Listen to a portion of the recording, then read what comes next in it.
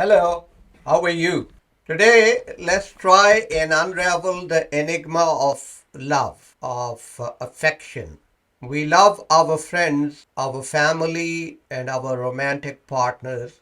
We love them in very different ways, though. So we might wonder what, if anything, makes all of them cases of the same thing, namely love. However, it's important to note two things before we go on. First, this talk is concerned with what it is to love someone, a person. It'll take another talk, however, to think about whether there's anything in common between the way we love people and the way we love things other than persons. Second, this discussion is not concerned with whether love is a biological phenomenon, a socially constructed phenomenon, or some sort of mixture of both. That is a different topic. So here, let's see what is it to love someone. An automatic response is that to love someone is to desire to care for and to be with them. Many past and contemporary thinkers subscribe to some version of this view. However, loving someone is not really a matter of liking them or finding the emotion satisfying. Rather, it's a disinterested concern for the well being or flourishing of a beloved, which means desiring to care for and to be with someone doesn't seem necessary for loving them. You can love someone without wanting to be in their company. On the other hand, desiring to care for and to be with someone doesn't seem sufficient for loving them either. You might develop the desire to care for and to be with someone out of compassion or moral duty, but this doesn't mean you love them. Some people argue that love is distinct from objective forms of benevolence because, unlike mere benevolence, love entails the desire to make a first personal contribution to a person's well being, a desire to be constitutively involved in her well being. It means wanting to be myself part of what makes life go well for her. It's a redefinition of the self itself as a shared self just so soon as all distinction between my interest and your interests is overcome. On this view, loving someone involves finding no distinction between what is in your interest and what is in theirs.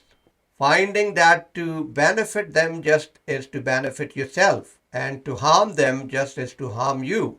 However, taking this view would risk putting love in direct tension with individual autonomy. If there's no distinction between your interests and those of your loved ones, then whenever you make a decision about your interests, you're also making a decision about their interests for them. Many thinkers, psychologists find this result unpalatable, many of them for moral reasons. Also, this view seems to eliminate the possibility of genuine self sacrifice for our loved ones. How could we make sacrifices for our loved ones if promoting their interest is just another way of promoting our own? Then a diluted but more credible version of this idea is that to love someone is just to be inclined to be impacted by changes in their well being. So your own well being is tied up with that of someone or something you love. On this view, the well being of a loved one is distinct from but can causally impact your own. Then we come to valuing someone. This is a view that holds that to love someone is to value them a great deal. But how so? If you value an employee, it doesn't mean that you love them. So we have to be more granular here about what makes love a distinct way of valuing someone. So we can value someone for certain attributes. One can argue that loving someone involves valuing them for various qualities that engender love like charming, caring, beautiful, or whatever. It may be interesting to think about whether it is possible to determine which qualities belong to this restricted set and which ones don't without being arbitrary.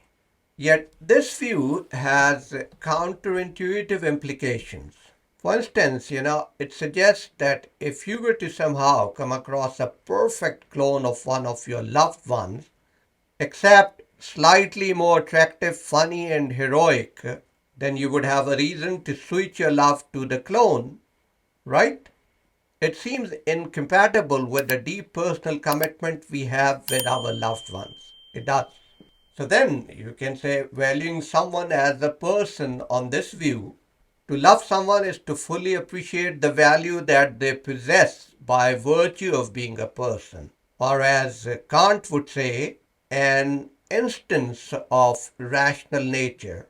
However, this suggestion seems to mix love with respect. We don't have to love someone to appreciate their worth as a person. Respecting them would suffice. You might argue that love and respect are both responses to the same thing, namely someone's value as a person. But then love can be distinguished from respect in terms of their effects. Respect prevents us from being self interested, while love prevents us from being emotionally defensive.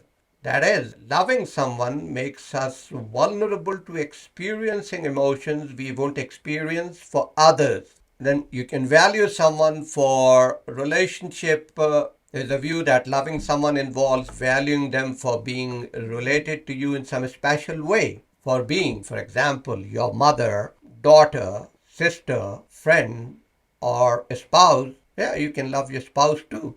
But if loving someone amounts to valuing them because they are related to you in a special way, then it should be impossible to love someone who isn't related to you in any special way. But in reality, it's possible to love someone who isn't and doesn't want to be related to you, right? Finally, one may argue that we don't value our loved ones because we recognize some way in which they are valuable prior to our love for them.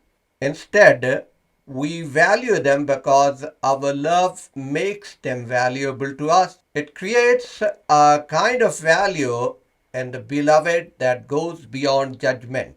In loving another, in attending to and delighting in that person, we make him or her valuable in a way that would not otherwise exist. It is true that what we love necessarily acquires value for us because we love it. But if our loved ones have value for us because we love them, then we can't appeal to someone's value to justify loving them. If one of these views appeals to you, good enough. If none of the views I have expressed are satisfactory, then you know there is no such thing which all cases of love have in common. Perhaps love is undefinable.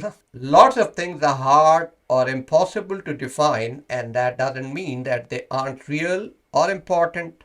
So, my dear friends, we'll continue to love even if we don't know exactly what we are doing, why we are doing it, or how to define it. Let's continue to love. Thank you very much.